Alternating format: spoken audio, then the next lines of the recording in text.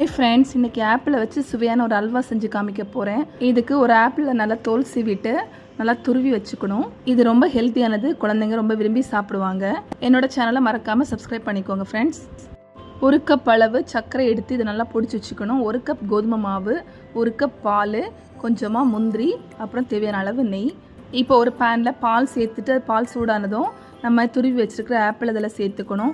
Apple நல்லா வெந்து நல்லா மசியணும். இப்போ நம்ம எடுத்து வச்சுருக்கிற கோதுமை மாவை இதில் சேர்த்துக்கணும். சேர்த்துட்டு நல்லா கலந்து விட்டுக்கணும். இது கூட எடுத்து வச்சுருக்க சர்க்கரையை சேர்த்துக்கணும். சர்க்கரையை சேர்த்துட்டு நல்லா கலந்து விட்டுக்கணும். ஸ்வீட் உங்களுக்கு ஏற்றலாம் அட்ஜஸ்ட் பண்ணி போட்டுக்கோங்க. சர்க்கரை சேர்த்ததும் நல்லா இலகி வரும். இந்த ஸ்டேஜில் நம்ம கொஞ்சமாக ஏலக்காய் தூள், கலருக்காக கொஞ்சமாக கேசரி பவுடரை தண்ணியில் மிக்ஸ் பண்ணி ஆட் பண்ணிக்கிறேன். ஆட் பண்ணிவிட்டு நல்லா கலந்து விட்டுக்கணும். இப்போ எல்லாமே நல்லா வெந்து வரும். இந்த ஸ்டேஜில் நெய்யை சேர்த்துக்கணும். நல்லா திரண்டு வரும்போது நம்ம அடுப்பை ஆஃப் பண்ணிக்கணும். டேஸ்டியான ஆப்பிள் அல்வா தயாராகிடுச்சு ஃப்ரெண்ட்ஸ். தேங்க்யூ.